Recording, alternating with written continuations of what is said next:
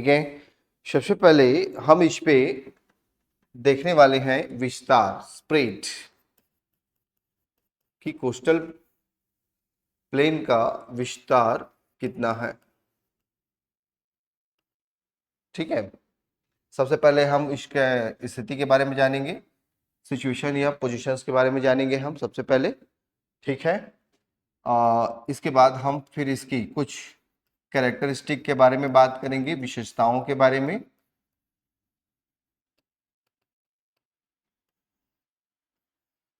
ठीक है। और फिर लास्ट में तटवर्ती मैदान का हम जो है यहाँ पर डिवीजन करेंगे, विभाजन विभाजन डिवीजन करेंगे। देखिए आपके मेंस के लिए ये रहा आपका सिनॉप्सिस। ठीक है, इससे बाहर कुछ नहीं आना है। Is that clear? पूरा का पूरा स्ट्रक्चर जो है इसी में समा गया है। पॉइंट टू पॉइंट वाइज हम 2 से लेकर 4 नंबर तक इसमें कंस्टेंटली क्या करेंगे, चीजों को डील करेंगे 2 से 4 नंबर तक। ठीक है। अगर पूछा जाए आपसे प्रश्न मेंस में कि तटवर्ती मैदान का विस्तार समझाइए, 4 नंबर से ज्यादा पूछेगा नहीं। विशेषता के बारे में पूछा तो 4 नंबर से ज्यादा पूछेगा नहीं। ठीक है। और यदि विभाजन पूछा तो विभाजन लगभग 8 नंबर पर पूछ सकता है आपका, 8 मार्क्स पर पूछ सकता है आपका। ठीक है। तो 2 से 4 नंबर से संबंधित यहां से पूछे जाएंगे प्रश्न आपके, 2 से 4 नंबर, 2 से 4 नंबर, जबकि 8 नंबर के बड़े प्रश्न वहां से बनता है। Is that clear? मेंस के दृष्टिकोण से। प्रलम्स के दृष्टिकोण से मैंने आपको बताया है कि ये काफी ज्यादा करंट अपडेटेड रहने वाला टॉपिक है। ठीक है। तो करंट में तो इसकी प्रायिकता बनती है, स्पेशली जब गवर्नमेंट ने अंडमान निकोबार द्वीप में जो ट्रीज है हमारे उसको काटने का ऑर्डर दिया ताकि वहां पे इंडस्ट्रीज डेवलप कर सकें, है ना। तो इसलिए अगले साल जो एग्जाम होने वाला है उस एग्जाम में काफी इंपॉर्टेंस रोल रखता है ये। Is that clear guys? जोर से बोलिए। चलो, तो अब सबसे पहले हम इसके लोकेशन को कॉन्फ़िगर कर लें कि एक्चुअल में हमारा तटवर्ती मैदान वाला हिस्सा है कौन सा। ठीक है। तो इसके लिए हमको एक ब्लैंक मैप की नीडेड रहेगी।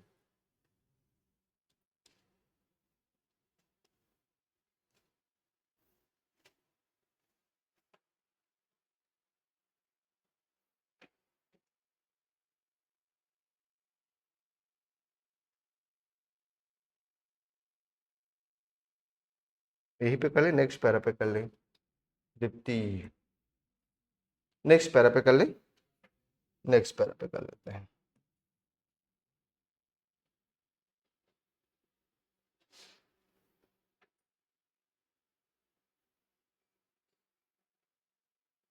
जितना आवश्यकता उतना ले ले, बाकी छोड़ दे। कुछ बच्चे समझ पा रहे हैं ना हम क्या कर रहे हैं? आई मीन से दैट क्या करने वाले हैं हम? तटवर्ती कोस्टल प्लेन का लोकेशन फाइंड करने वाले हैं कि कहां से कहां तक उसको लिया जाना है। ठीक है। चलो,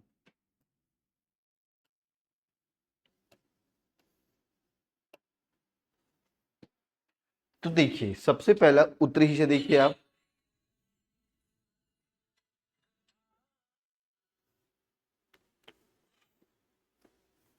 उत्तरी हिस्सा देखिए।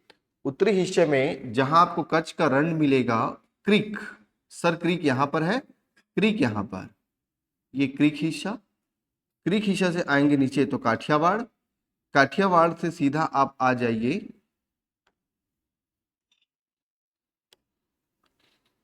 काठियावाड़, काठियावाड़ से आप सीधा आ जाइए यहाँ पर।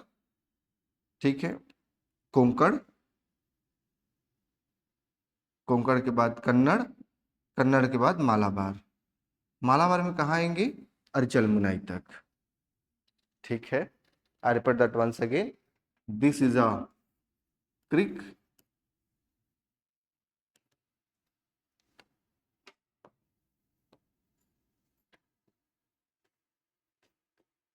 क्रिक गुजरात में है ये, GUJ। और यहाँ है, ये वाला लोकेशन है आपका अरिचल मुनाई।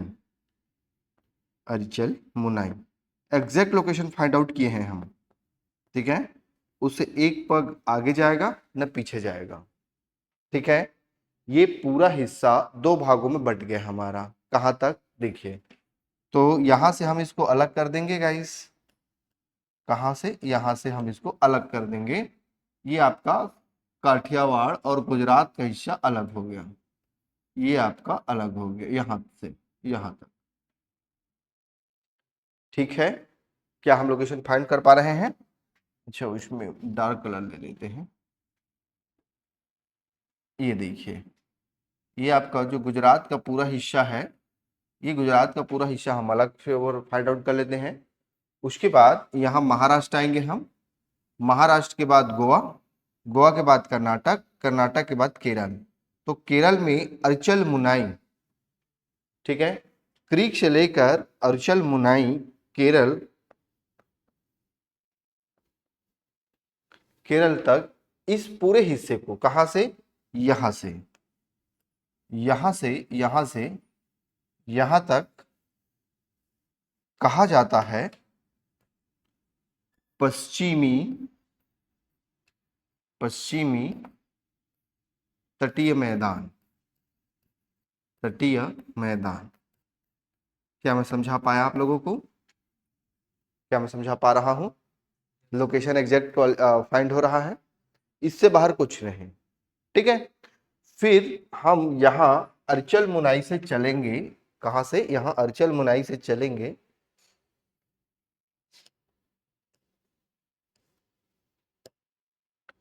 अर्चल मुनाई से चलेंगे, ठीक है। उत्तरी सरकार, उत्तरी सरकार तेलंगाना वाला पठार का हिस्सा। फिर आप यहाँ उत्कल में आ जाइएगा, उड़ीसा उत्कल। फिर यहाँ से आप उत्कल से होते हुए ये आपका पश्चिम बंगाल वेंगी तक। कहाँ तक? वेंगी। वेंगी कहाँ है? वेंगी कहाँ है भाई? वेस्ट बंगाल, पश्चिम बंगाल में।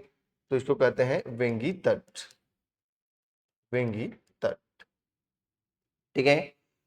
इसको हम, इस वाला पूरे हिस्से को यहां से लेकर यहां तक के वेंगी तट से लेकर अर्चल मुनाई तक के हिस्से को कहा जाता है पूर्वी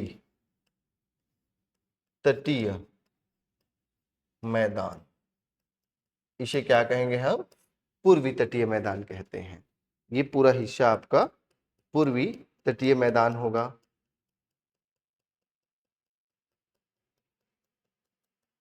ठीक है। अब आप बताइए, मैं पश्चिमी तटीय मैदान का लोकेशन में कौन कौन से स्टेट लिखूं? क्या इसमें मैं पहला लिख दूं महाराष्ट्र? बोलिए, लिख दूं? सभी लोग बोलिए, महाराष्ट्र लिख दूं? क्या गोवा आएगा? बिल्कुल आएगा। क्या गोवा के बाद कर्नाटक आएगा?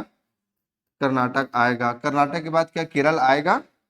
डेफिनेटली केरल आएगा, KER, ठीक है। तो ये आपका टोटल कितना, 1 1 2 3 4। और चूंकि गुजरात वाला हिस्सा हमने अलग कर दिया, हम उसको क्या कहते हैं? गुजरात का मैदान कहते हैं, ठीक है। तो वो हमने अलग कर दिया है। बाकी आपका ये यहां से लेकर यहां तक पश्चिमी तटीय मैदान, और आगे वाला हिस्सा पूर्वी तटीय मैदान कहलाएगा। अंडरस्टूड? जोर से बोलिए। ठीक वैसे ही यहां पर हम जो है पूर्वी तटीय मैदान में जब हम डिस्कस करेंगे, तो बताइए कौन कौन से स्टेट। क्या सबसे पहले हम तमिलनाडु ले लें? तमिलनाडु कॉन्फ़िगर कर लें, ठीक। तमिलनाडु के बाद क्या आएगा?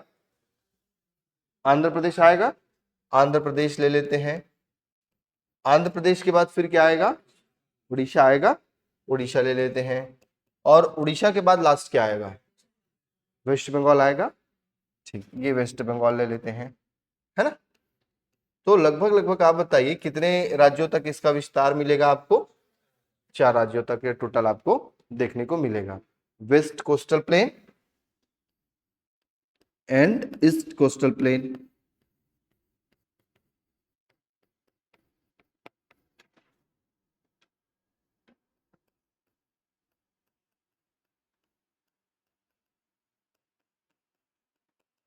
East coastal plane.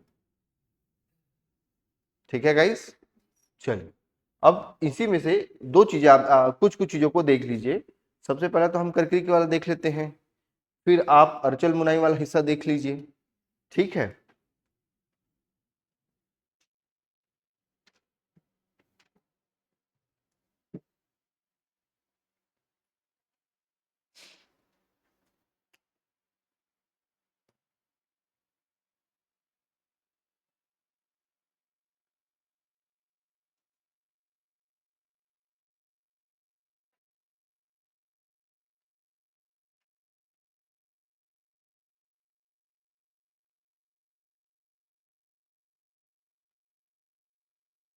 देखिए this is a formation of Arichal Munai. ठीक है, यही आपका कहाँ पर सबसे नीचे दक्षिणी भाग तमिलनाडु और केरल का जो हिस्सा है, स्पेशली लोकेटेड बाय तमिलनाडु। ठीक है, साउदर्न पॉइंट एरियाज, अर्चल मुनाई। और इसी अर्चल मुनाई से आपका राम सेतु प्रारंभ होता है। Is that clear?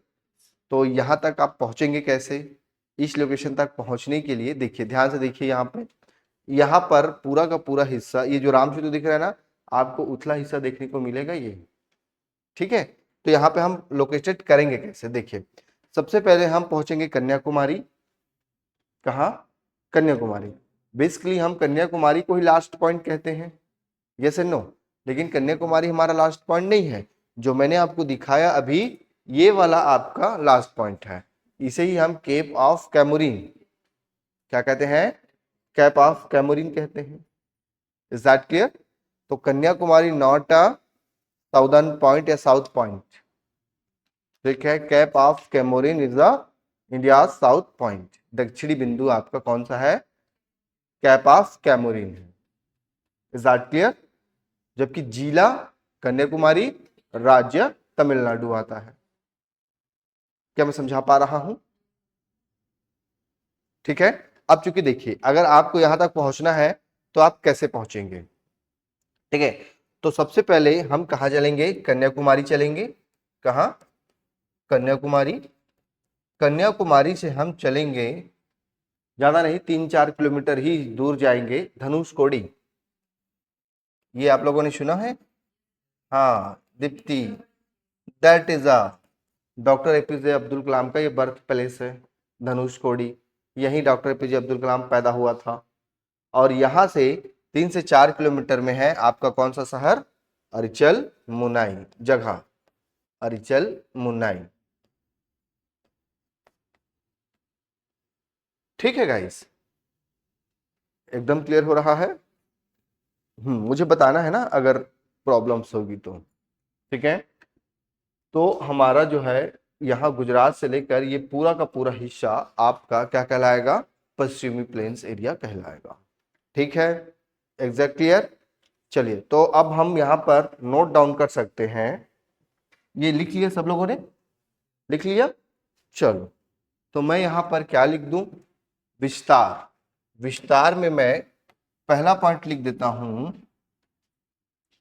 कि तटवर्ती मैदानों को हमने कितने भागों में बांट रखा है? बेसिकली 3 है। पहला गुजरात, प्लेन ऑफ गुजरात, गुजरात का मैदान, गुजरात का मैदान। दूसरा मैंने बांटा west coastal area, west coastal area. और तीसरा हमने बांटा ईस्ट कोस्टल एरिया।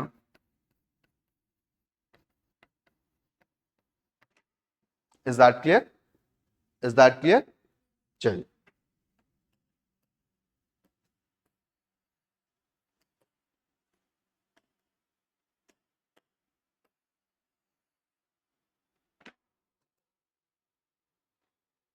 ठीक है, तो गुजरात का मैदान जो है हमारा, प्लेन जो है, सबसे पहले ये डील करेंगे हम, है ना? गुजरात का प्लेन एरिया जो है, सबसे पहले हम ये डिस्कस करेंगे। तो ये सब डिस्कस हम किस में करेंगे? विभाजन में करेंगे। Is that clear? अभी हमने क्या देखा? विस्तार देखा। क्या देखा? विस्तार। तो आप यहां पर लिखिएगा इसका विस्तार कहाँ है, गुजरात में मिलेगा। गुजरात में कहाँ मिलेगा, तो दो हिस्सा लिखिएगा। पहला आपका, ठीक है, पहला पॉइंट लिखिएगा आप, क्रीक, क्रीक से लेकर, क्रीक से लेकर, क्रीक से लेकर, ठीक है, काठियावाड़, काठियावाड़ का पठार, ये आप यहां तक चलिएगा गुजरात में, ठीक है। फिर आप इसे लिखिएगा, इसका विस्तार लिखिएगा, महाराष्ट्र, गोवा, कर्नाटका और केरल, केरल तक इनका विस्तार है, आप लिखिएगा इसमें, ठीक है। महाराष्ट्र, गोवा, कर्नाटक और केरल तक इसका विस्तार है, आपको मिलेगा ये, ठीक है दीप्ति। चलो, और फिर लास्ट पॉइंट में लिख लीजिएगा ईस्ट कोस्टल एरिया। तो यहां पे आपको लिखना होगा तमिलनाडु, आंध्र प्रदेश, उड़ीसा और वेस्ट बंगाल। कहां तक, वेस्ट बंगाल तक आपको ये इसका विस्तार डेफिनेटली आपको देखने को मिलेगा, ठीक है। चलिए, और अगर थोड़ा सा हम लोकेशन को थोड़ा सा और सिंपल करें,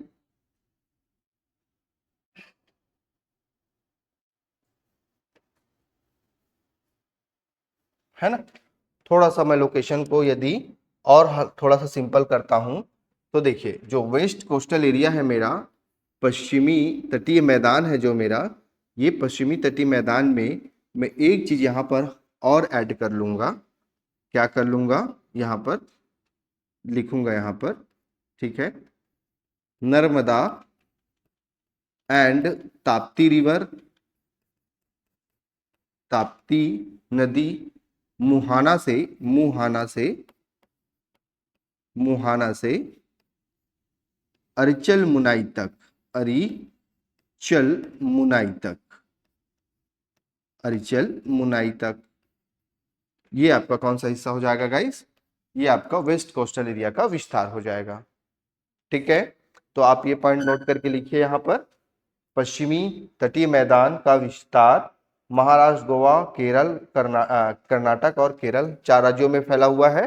साथ में अगर एग्जैक्ट लोकेशन पूछ दिया जाए, ठीक है, वहीं पे जाकर नापिए सर पूछ दिया जाए, तो आपको बताना होगा नर्मदा एवं ताप्ती नदी के मुहाना से लेकर अरिचल मुनाई तक।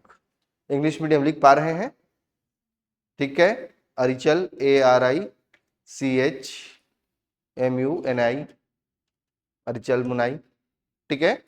चलो, तो ये नर्मदा और ताप्ती नदी का मुहाना कौन सा है गाइस, तो नर्मदा और ताप्ती नदी का मुहाना आप यहां पर देख लीजिए,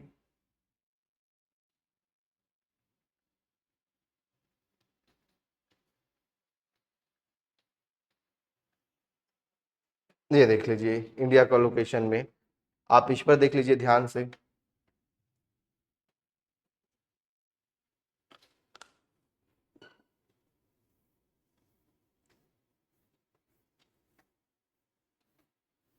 दिस इज लोकेटेड, देखिए ये आपका नर्मदा नदी कहाँ से निकल रही है, अमरकंटक की पहाड़ी, सबको याद होगा, पता होगा, अमरकंटक से आपका नर्मदा नदी कहाँ, खंभात की खाड़ी में गिर रही है।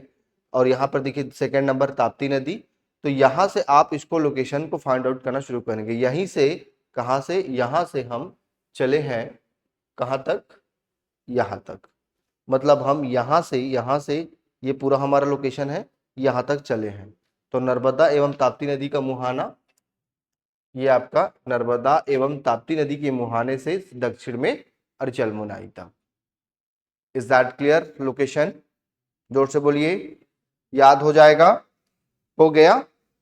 चलो, तो एक बार सभी लोग चिल्लाकर बोलिए, तटवर्ती कोस्टल प्लेन को कितने भागों में बांटा, कितने भागों में, there is a 3 part of coastal plain area. Firstly plain of Gujarat, Gujarat का मैदान, जोर से बोलिए, गुजरात का मैदान। दूसरा हमने किसमें बांटा, पश्चिमी कोस्टल एरिया। तीसरा हमने किसमें बांटा, ईस्ट कोस्टल एरिया। ठीक है, तो बताइए गुजरात का जो मैदान है वो कहां से शुरू होगा? क्रीक से कहां तक? काठियावाड़ तक। क्लियर? जोर से बोलिए। क्रीक से काठियावाड़ तक। जबकि पश्चिमी तटीय मैदान की शुरुआत कहां से होगी?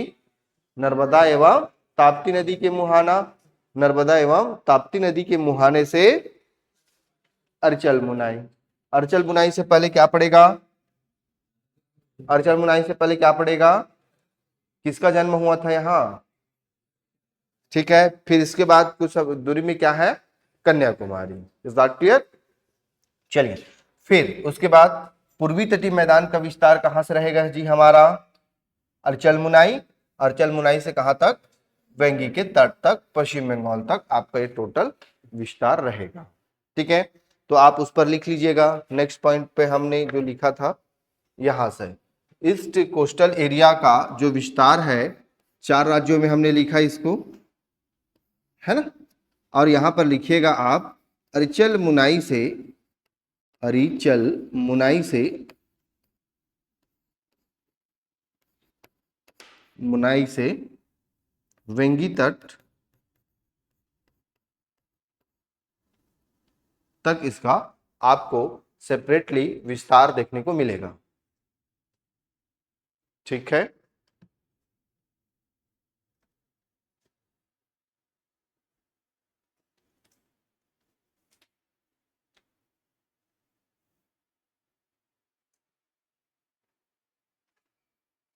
चलिए, तो एक प्रश्न लिखिए इसी पे ही। भारत के तटवर्ती मैदानों,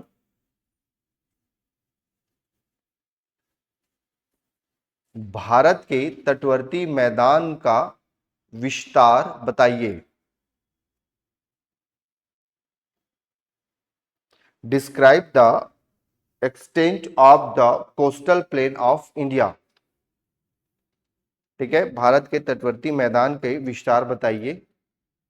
ठीक है, दूसरा प्रश्न है पश्चिमी तटीय मैदान तथा पूर्वी तटीय मैदान की स्थिति का सीमांकन कीजिए।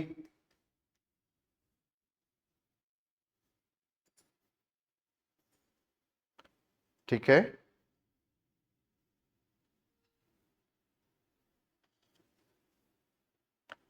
Describe the position of western coastal plain. Describe the west coast, अच्छा एक बार रिपीट करूं। पश्चिमी तटीय मैदान तथा पूर्वी तटीय मैदान की, क्या बोला मैंने? सीमांकन कीजिए। ठीक है, चलिए, या सीमांकन कीजिए ये तो विस्तार कीजिए, दोनों बात लगभग एक ही है। तो यहां पर लिखिएगा डिस्क्राइब द, ठीक है, west coastal plain and east coastal plain. लिख लिए? हिंदी में एक बार रिपीट करूं? हो गया ना? गुड। तो ये बन जाएगा आपसे 2 नंबर या 4 नंबर पे प्रश्न पूछेगा तो बन जाना चाहिए। Understood guys? चलिए, तो अब सबसे पहले हम विशेषताओं की ओर कॉन्फ़िगर करें। अब जो आपसे 2 से 4 नंबर पे प्रश्न पूछेगा तो हम विशेषताओं पे कॉन्फ़िगर करते हैं। चलिए शुरू करते हैं विशेषताओं पर।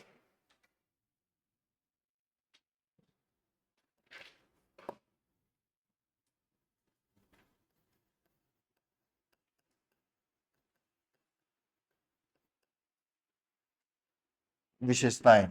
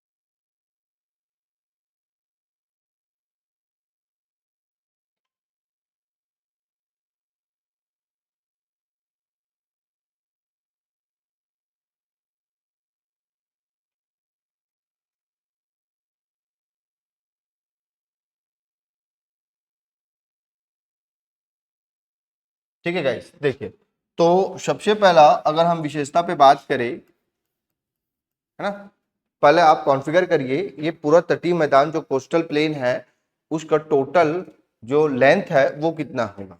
ठीक है, तो इसका टोटल लेंथ अब जो एरिया है आपका, जो लंबाई है वो है 7516 किलोमीटर। तो भारत की तटीय मैदान की कुल लंबाई कितनी है, 7516 किलोमीटर। लेकिन बट, ठीक है, इसका विस्तार हो चुका है, इसका क्या हो चुका है, विस्तार हो चुका है, और ये आपका हो गया पुराना डेटा। ठीक है, क्या हो चुका है, पुराना डेटा। तो अभी इसका विस्तार कितना हुआ है जी, कोई बताएगा मुझे कितना, 11,098 दशमलव में भी कुछ है, चलो ठीक है कोई बात नहीं। तो 11,098.98 किलोमीटर हिस्सा जो है इसका विस्तार हुआ है। अब ये तो रहा फैक्ट की बात। सवाल मेरा ये है, क्या हमारे पास जमीन बढ़ गई कि हमने यहां से लूट लिया किसी की जमीन? तो और हाँ हाँ, अच्छा, वेरी गुड। देखो बेस लाइन ना अभी भी माना जाता है। अंतर क्या है पहले के कैमरा और अब का कैमरा, जो इस बार जो हमने इमेजिनरी लैंड डिस्क्राइब किया है यहाँ पर, वो कैमरा से रिकॉर्डिंग किया गया है, कितना, इतना पिक्सल है उसका।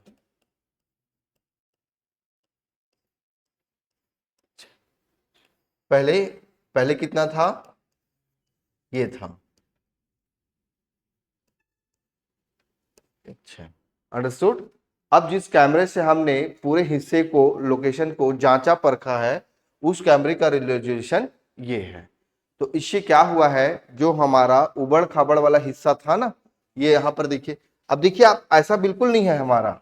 अगर हम एग्जैक्टली लोकेशन को फाइंड आउट करें ना, तो हमको कैसे नजर आएगा ये, लगभग लगभग आप समझिए कि मैं जो है यहां से लेकर चल रहा हूं ऐसे, देखिए ध्यान से, ये हमारा भारत का एक्चुअल में जो कोस्टल है उसका ये लोकेशन है, ऐसा ही आएगा ना जी। देखिए बिल्कुल एग्जैक्टली ऐसा ही चल रहा होगा, टेप इंची लेकर माप लीजिएगा। ठीक है, ये ऐसा ही कुछ है। अब हमने क्या किया है, तो इस रिजोल्यूशन से हमने इसको जब जांचा परखा समझा, तो इसीलिए इसका जो विस्तार है हमको क्या देखने को मिलता है, बढ़ा हुआ देखने को मिलता है। लेकिन लेकिन इसका विस्तार आप इतना ही लिखिएगा फिलहाल, कि जब तक इसको किसी और चीजों में कॉन्फ़िगर ना किया जाए। अंडरस्टूड, जोर से बोलिए। ठीक है, दूसरा एक बड़ा रीजन ये भी है इसका।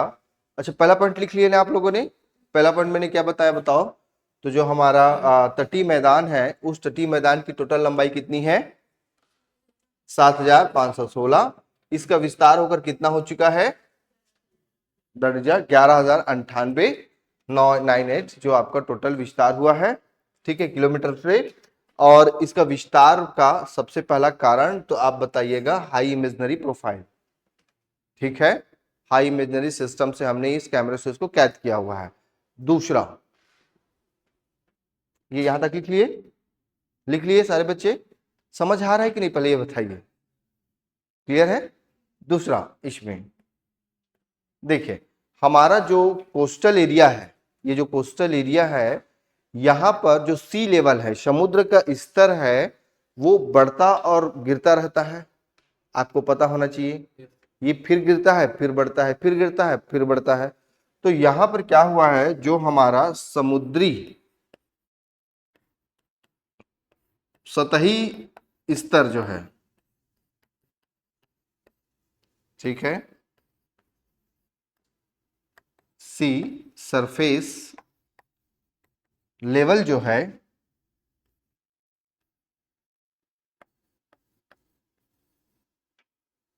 ठीक है, तो इसमें असामान्य, अनकंडीशनल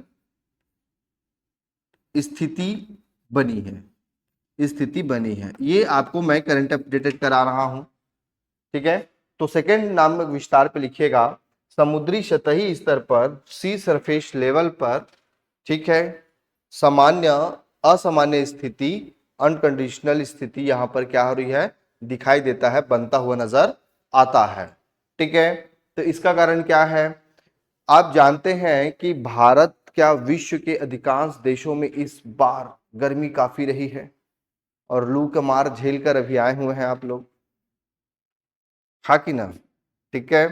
तो इसका एक बड़ा रीजन क्या है, ग्लोबल वार्मिंग। ग्लोबल वार्मिंग जानते हैं, ग्लोबल वार्मिंग क्या होता है, क्या होता है दीप्ति। हाँ, वायुमंडल गर्म होता ही है। और देखो, हाँ देखो, हाँ, एकदम सिंपल सा कॉन्सेप्ट है उसका। सूर्य से जितनी किरणें आती हैं, रोशनी आती है, ठीक है, पूरा का पूरा पृथ्वी पर नहीं रुकता। जैसा आया पृथ्वी के सरफेस से टकराया, फिर वापस चला जाता है वो। ठीक है। इस थ्योरी को हम आइसोलेशन थ्योरी कहते हैं। सूर्य की किरणें पृथ्वी पर आई, वापस चली गई। लेकिन अगर किसी ने सूर्य की किरणें को जबरदस्ती रोक लिया, रुक भाई तू नहीं जाएगा, क्या बोलेगा, रुक भाई नहीं जाएगा, उसको जबरदस्ती आपने रोक लिया। अभी जबरदस्ती रोकने वाला कौन है, तो जो पॉल्यूशंस के पार्टिकल होते हैं, ठीक है, जो कण होते हैं, वही पॉल्यूशंस के जो पार्टिकल हैं वो इनको रोक लेते हैं। जैसे धूल कण, गैस, कार्बन डाइऑक्साइड गैस। तो सूर्य की किरणें आई, धरती पर पड़ी, अब वापस जाने को जैसी मुड़ती है ना धरती से पड़ने के बाद, तो ये धूल कण गैस रोक लेता है, रुक जा अब नहीं जा पाएगा। और जब वो नहीं जा पाता है ना, तब इसका बैलेंस गड़बड़ाता है, किसका, वायुमंडल का। क्योंकि वो जिसको जाना था वो तो गया नहीं, वो तो रुक गया यहीं पर गाइस। अब रुकने की वजह से यहां पर क्या हो गया, पूरा टेम्परेचर हिट, समझ रहे हैं आप। और this is a global warming. अब इस ग्लोबल वार्मिंग का सीधा प्रभाव कहां पड़ता है, ग्लेशियर पर, दैट इज अ। तो जो आपका ग्लेशियर है, ग्लेशियर कहां मिलेगा आपको, हिमालय क्षेत्र में मिलेगा जी। तो हिमालय क्षेत्र में जो मिलने वाले ग्लेशियर है वो पिघलते हैं, और पिघलने के कारण वहां से जो निकलने वाली नदियां हैं, जैसे गंगा, सिंधु, ब्रह्मपुत्र, इन नदियों में वो जल गिरते हैं, और गिरने के बाद ये फिर क्या होते हैं, समुद्रों में समाहित होते हैं। तो भारत के कॉन्सेप्ट में ये है। बाकी विश्व के कॉन्सेप्ट में और भी बहुत सारी नदियां हैं जो क्या करती हैं, सीधा सीधा जल को कहा, समुद्र की ओर ढकेलती हैं। तो कहने का मतलब समझ रहे ना आप। अब सीधी सी बात है, हिमालयी नदियां, हिमालय की नदियां पानी क्या करेगी, हिमालयी नदियां ग्लेशियर की पिघलने से लाएगी कि नहीं लाएगी भाई, समुद्री स्तर बढ़ेगा कि नहीं बढ़ेगा भाई।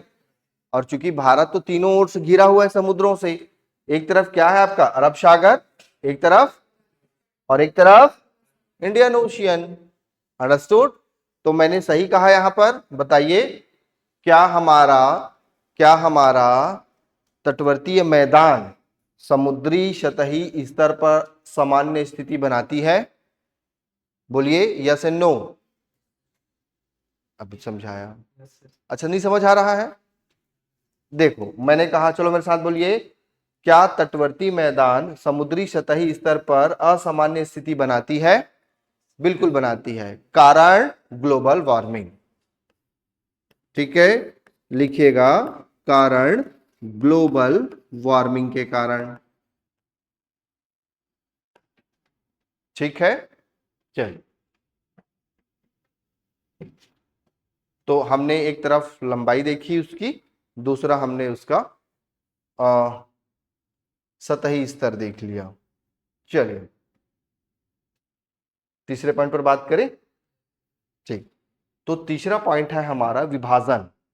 क्या है, विभाजन, डिवीजन, विभाजन डिवीजन। क्योंकि हम आपको इसको पहले से बता के रखे हैं, डिस्कस किए थे ना। तो सबसे पहला हम देखेंगे plain of Gujarat, plain of Gujarat, Gujarat का मैदान।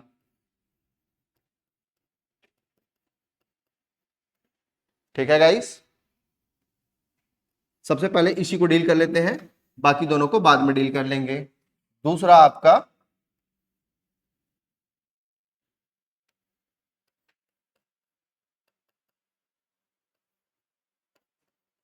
पश्चिमी तटवर्ती मैदान,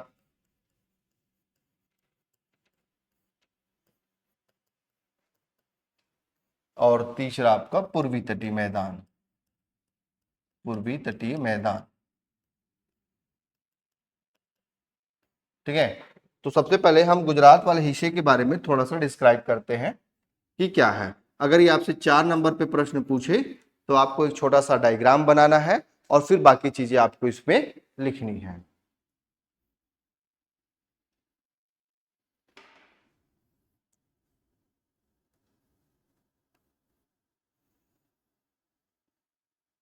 ये आपका गुजरात है, ठीक है।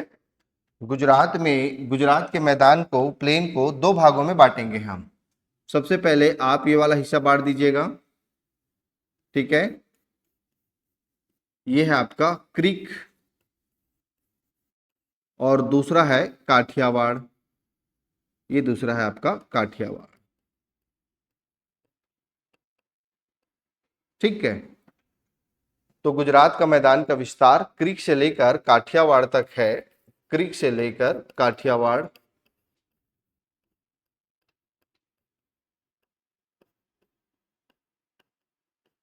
देखिए ये जो क्रीक वाला हिस्सा है ना आपका, क्रीक वाला हिस्सा है, ये हिस्सा आपका यहां पर लवण, साल्टेट, आपको यहां पर लवण युक्त मृदा, ठीक है, साल्टेड सॉइल आपको यहां पर मिलेगा, ठीक है गाइस, इज दैट क्लियर। ये वाला हिस्सा आपका बिल्कुल क्या है, सल्टेड सॉइल जैसा लवण युक्त मृदा मिलेगा। दलदली क्षेत्र है, काफी ज्यादा जलजली नहीं है लेकिन है तो जलदली वहां पे, ठीक है।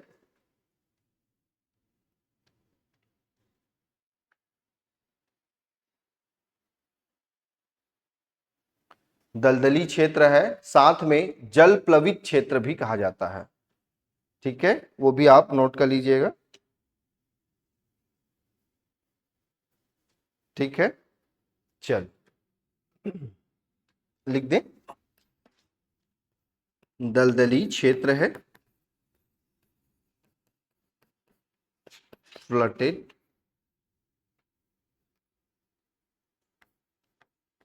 एरिया, ठीक है, और जल प्लवित। जल प्लवित का मतलब समझते हैं आप लोग।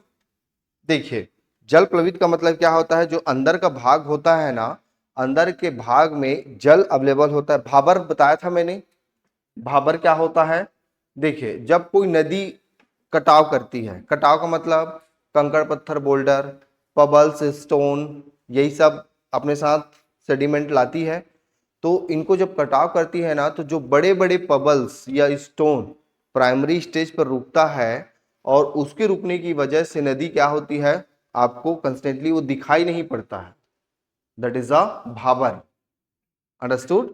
ये समझो कि यहां से नदी बह रही है, बहुत सिंपल भाषा में समझो, ये नदी बह रही है, ठीक है। नदी में बड़े बड़े बोल्डर पत्थर अवेलेबल हैं, बड़े बड़े बोल्डर पत्थर रुके हुए हैं। अब जब ये नदी बहती है ना, तो ये बड़े बड़े बोल्डर पत्थर दूर से दिखाई देते हैं, न कि नदी दिखाई देता है, अंडरस्टूड। पास में जाने पर ये नदी आपको कंस्टेंटली दिखाई पड़ता है, उसे ही हम लगभग क्या कह देते हैं, जल प्लवित मार्ग कह देते हैं, अंडरस्टूड। जोर से बोलिए। तो मैंने पहला पॉइंट क्या बताया इसके बारे में, गुजरात में 2 हिस्सा है गुजरात के मैदान का, पहला क्रीक और दूसरा काठियावाड़ का पठार। क्रीक क्या है, आपके सल्टेड सॉइल मिलेगा, सल्टेड मतलब लवण युक्त मृदा, ऐसी मिट्टी जिसमें नमक है, ऐसी मिट्टी जिसमें क्या है, नमक है। आजकल तो टूथपेस्ट में भी नमक होते हैं, ठीक है, तो यहां पर मिट्टी में नमक है। दूसरा दलदली क्षेत्र है आपका, दलदली क्षेत्र का मतलब समझ रहे हैं, जहां पर नमक है, अगर थोड़ा सा भी पानी हो गया वहां पर दलदली क्षेत्र का निर्माण होगा कि नहीं होगा जी, डेफिनेटली होगा। और तीसरा मैंने बताया कि यहाँ पे जल प्लवित है, यानी फ्लड, आपको यहाँ पे फ्लड एरिया देखने को मिलेगा, ठीक है। अब ये फ्लड एरिया दूर से देखने पर नहीं मिलेगा, ठीक है, पास जाओगे तब जाकर देखने को मिलेगा। क्या मैं समझा पा रहा हूं? ऐसा तो नहीं है कि ये गुरुजी आया है, खुद ही पढ़ रहा है, पता नहीं क्या बोल रहा है और खुद ही समझ रहा है, ऐसा तो नहीं है ना? आप समझ रहे हैं ना सारे बच्चे?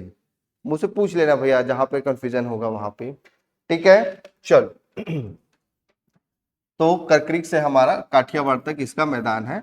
इसकी उत्पत्ति, ठीक है, गुजरात के मैदान की जो उत्पत्ति है वो कैसे हुई है?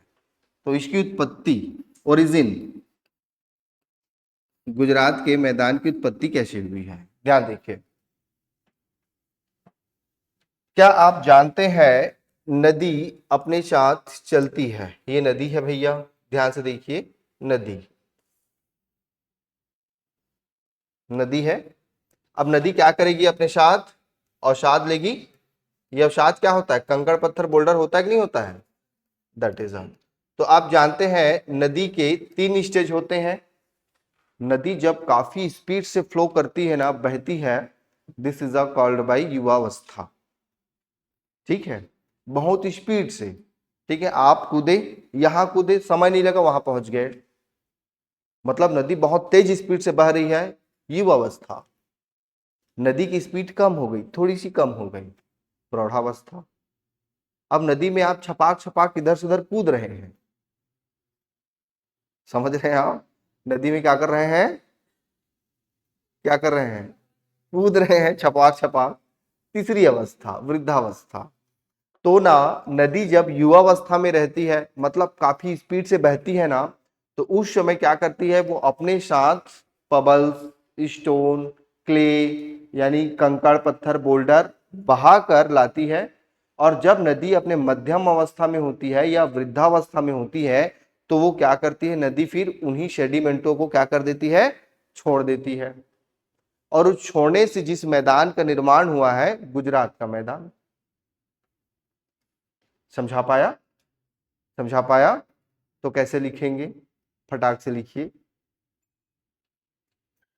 नदी अवसादों, रिवर सेडिमेंट,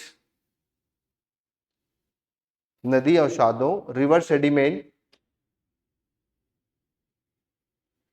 नदी अवसादों, रिवर सेडिमेंट, ठीक है, नदी अवसादों के निक्षेपण, निक्षेपण मतलब डिपोजिशन, तो नदी अवसादों के डिपोजिशन, सेडिमेंट डिपोजिशन से इसका निर्माण हुआ है।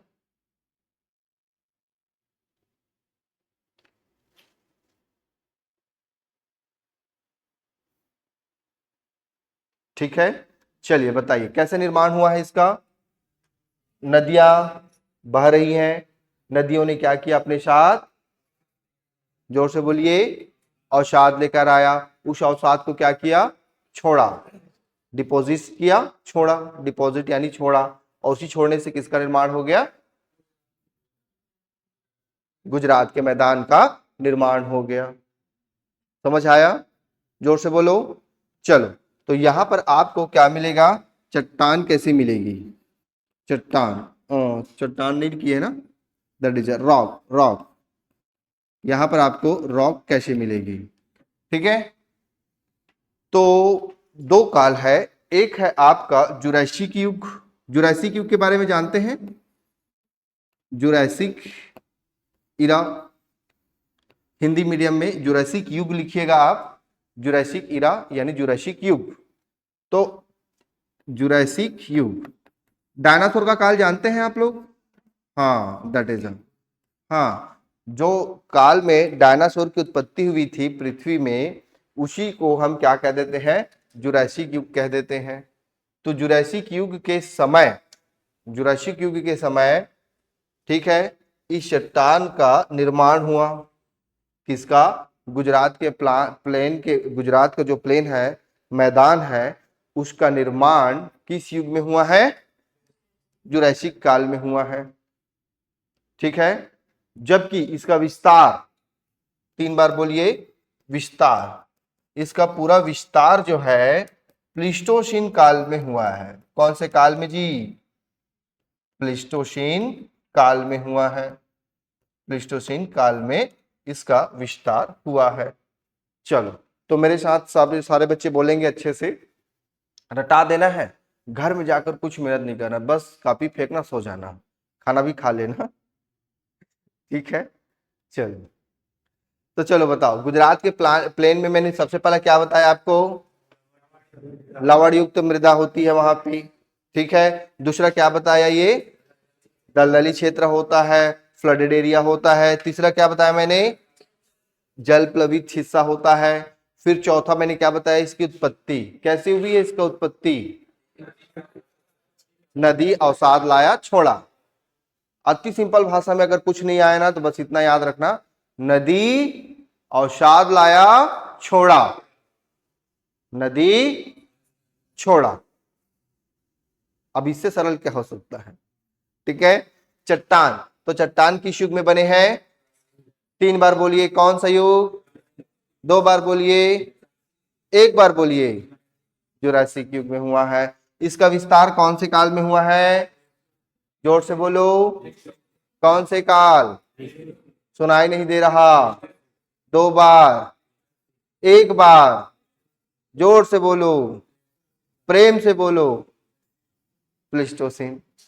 याद हो गया, याद हो गया कि नहीं, हाँ कि ना। अब बताइए, मुझे 4 नंबर पे प्रश्न आएगा तो आप नहीं लिख पाएंगे क्या, नहीं लिख पाएंगे क्या, पूछ रहा हूं मैं। आसानी से आप 4 नंबर पे इस प्रश्न को सॉल्व कर देना है भाई, ठीक है। अभी भी जबकि काठियावाड़ बचा हुआ है इसके बाद भी। चलो, तो अब मैं आपको कितना बताया, पहला, दूसरा, तीसरा, चौथा, पांचवा और छठा, 6 पॉइंट बता चुका हूं। 7वां और लास्ट पॉइंट बताने वाला हूं, ठीक है। काठियावाड़ का पठार, काठियावाड़ का पठार।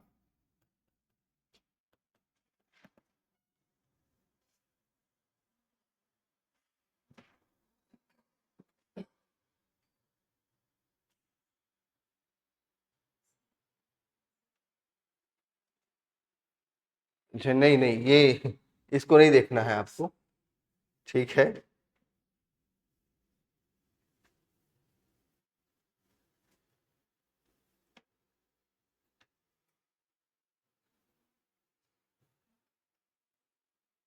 ये देखिए आपका काठियावाड़ का पठार, और इसमें देखिएगा तो और अच्छे से दिखेगा, मिलेगा आपको, है ना। ये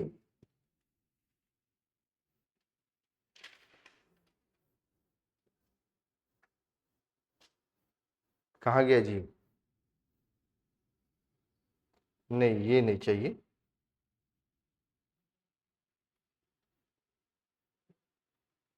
हाँ ये है, देखिए आपका काठियावाड़ का पठार, ठीक है। इस काठियावाड़ की पठार की सबसे बड़ी विशेषता तो यही है कि यह पठार में, इस पठार में, ठीक है, फेमस, कुछ फेमस प्लेसेस अवेलेबल हैं। बीकानेर, अजमेर, ये 2 प्लेसेस आपको यहीं पर देखने को मिलेगा, ठीक है।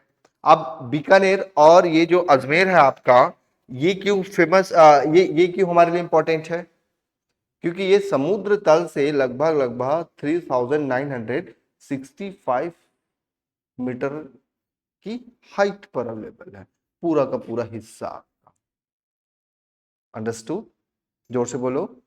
और यही जो है आपका लगभग लगभग जल विभाजक हिस्से के तौर पर भी काम करता है। क्यों, क्योंकि इसी के उत्तर से आपका पालनपुर, और पालनपुर से अरावली श्रेणी की शुरुआत हो जाती है। क्या समझा पाया, नहीं समझा पाए, देखिए अभी देखिए समझ जाएंगे आप, ठीक है। ये आपका काठियावाड़ हो गया। काठियावाड़ के उत्तर से यहां से ध्यान से देखिए, यहां से पालनपुर के हिस्से से और आपका अरावली श्रेणी का विस्तार हो जाता है। तो यहां पर देख लीजिए कहां से शुरू हो जाता है आपका अरावली श्रेणी का शुरुआत, ये देखिए यहां से आपका कंस्टेंटली ये अरावली श्रेणी का विस्तार हो जाता है, जो कहां तक जाता है, दिल्ली। दिल्ली में कहां तक जाता है, मजनू टीला। कौन सा टीला, तो बोलो, पालनपुर से मजनू टीला, जोर से बोलो, पालनपुर से मजनू के टीला तक अरावली का विस्तार है। और इसी के ही कंस्टेंटली में ये पूरा हिस्सा किसका है, आपका ये वाला हिस्सा किसका है जी, काठियावाड़ का पठार है। Is that clear? चलिए, तो आपका अजमेर और बीकानेर कहाँ है? आपका यहाँ पर है राजस्थान में, है कि ना? तो इसी के समानांतर आपको ये पड़ेगा। और मैंने जैसे कहा आपको जल विभाजक क्यों कहा, देखिए ध्यान से देखिएगा। तो आप सबको पता है मानसून किधर से आता है, पता है ना? मानसून आ चुका है कि आ रहा है? गलत बात। 26 से 28 तारीख के बीच में केरल के तट से टकरा चुका है। आज कितना तारीख है? तो केरल के तट से ऊपर बढ़ रहा है। ये एक ठो इधर भाग रहा है और एक ठो इधर भाग रहा है। अंडरस्टूड? अब ध्यान से देखिएगा ना जी। देखिए, तो एक मानसून इधर से आ रहा है, ये आ रहा है कि नहीं आ रहा है? दिख रहा है ना? आ रहा है कि जा रहा है? आ रहा है, क्योंकि हम यहां हैं। ठीक है, तो अभी जब ये आ रहा है ना, तो यहां पर ये काठियावाड़ क्षेत्र में एंटर करेगा, करेगा कि नहीं करेगा? और जब ये काठियावाड़ क्षेत्र में एंटर करेगा ना, तो यहीं से ये अरावली के पूर्वी भाग से ये उत्तर की ओर बढ़ जाएगा ऐसे। अब चूंकि ये वाला हिस्सा इधर से अरावली जाने से रोक देता है, तो ये काठियावाड़ के क्षेत्र में वर्षा कराएगी। मानसून नीचे से जाता है, इक्वेटर से जाता है, जाते जाते जाते जाते अरब सागर में पहुंच गया, पहुंच गया, पहुंच गया, पहुंच गया। अब कहां पहुंच गया? काठियावाड़ में। अब काठियावाड़ में वर्षा कराएगा। जब बारी आती है इधर जाने की, पश्चिमी राजस्थान की तरफ, तो वहां से जाने से कौन रोक देता है? अरावली। कौन रोक देता है? 3 बार बोलो, कौन रोकेगा? कौन रोकेगा? मानसून को कौन रोकेगा? मानसून को कौन रोकेगा? अरावली रोक दिया। तो काठियावाड़ में वर्षा कराया और फिर यह सीधा सीधा आपका कहां निकल गया? दिल्ली तक निकल गया। तो बात दिल्ली तक चली गई कि दिल्ली से आगे चली गई? दिल्ली से आगे चली तक जाएगी, कुल्लू मनाली तक जाएगी। और कुल्लू मनाली तक जाते जाते सितंबर अक्टूबर हो जाता है। ठीक है, चलो, तो काठियावाड़ हमारे लिए काफी इंपॉर्टेंट था कि नहीं है जी? बोलिए। तो यहां पर आप लिखिएगा मानसूनी प्रभाव, monsoon effect on monsoon. Kathiawar क्षेत्र में हमको मानसून का प्रभाव स्पष्ट तौर पर देखने को मिलता है। ठीक है, चलो,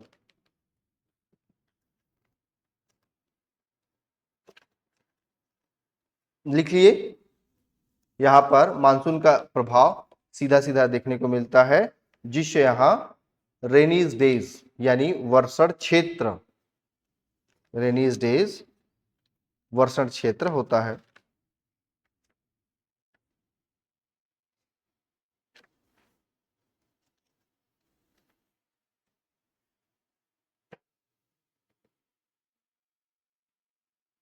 चलो, क्लियर है?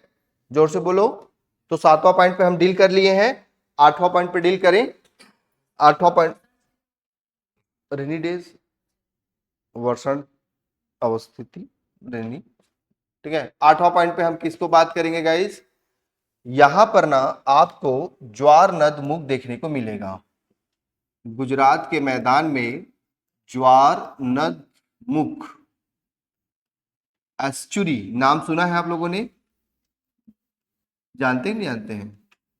एस्चुरी, ये लो ऐसा लिख दूं, अभी भी नहीं समझ रहे हैं? एस्चुरी क्या हुआ, पूछो मुझसे, बोलो।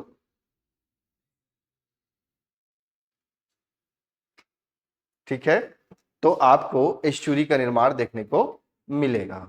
अंडरस्टूड? जोर से बोलो, जोर से बोलो। चलो, तो ये एस्चुरी क्या होता है, एक छोटा सा डील करके फिनिश कर दे। थक वक्त तो नहीं गए आप लोग? नाश्ता पानी मंगवा दे? बोलिए। चलो, दीप्ति, हाँ बस ये फिनिश करने वाले हैं। देखिए क्या होता है ना, कोई भी नदी आती है, कोई भी नदी, ठीक है, ये देखो, ये देखो, अरे इसको नहीं देखो, अब देखो, ये नदी आ रही है जी, ये देखो नदी गिराई अपना, तो यहां पर गिरना है इसको। अब नदी क्या करती है, आप सब जानते हैं नदी क्या करती है, बताओ। अपने साथ अवसाद लाता है कि नहीं ना? लाता है ना? तो ये देखो अवसाद कैसी छोड़ दिया, ये देखो अवसाद ऐसी छूटा, छूट गया, समझिए अवसाद। अब होता क्या है, यहां पर जो समुद्र है आपका अरब सागर है, तो अरब सागर क्या करेगा, इसको काटेगा। क्या करेगा जी, काट देगा। ठीक है, देखिए कैसे काटेगा, एक बार इतना काटा, फिर इतना काटा, काटने के बाद ये क्या करता है, समुद्र में उसको मिला देता है, समुद्र में क्या कर देगा, मिला देगा। अंडरस्टूड। ठीक है, तो जो हिस्सा बच गया है आपका, जितना हिस्सा बच जाता है, यही हिस्सा क्या कहलाता है, एस्चुरी कहलाता है। समझा पाया, नहीं पाया? और देखो इधर क्या होगा, इधर क्या होगा, इधर ना, इधर जो समुद्र क्या करेगी, कटाव करेगी। जो समुद्र क्या करेगी, जोर से बोलो, ये देखो सेडिमेंट का कटाव कर रही है, ये कटाव कर रही है, ये पूरा का पूरा छोड़ेगी यहां पर, ये छोड़ दिया पूरा का पूरा। अब कोई कटाव नहीं होगा, यहाँ का समुद्र बहुत शांत है, कोई कटाव नहीं करेगा, तो ये क्या बनेगा, डेल्टा। जहां का समुद्र शांत है वो डेल्टा बनाता है, जहां का समुद्र अशांत है वो इस्चुरी बनाता है। क्या मैं समझा पाया, जोर से बोलो। फिनिश करूं कहानी, फिर से एक बार रिपीट करके खत्म कर दें इसको।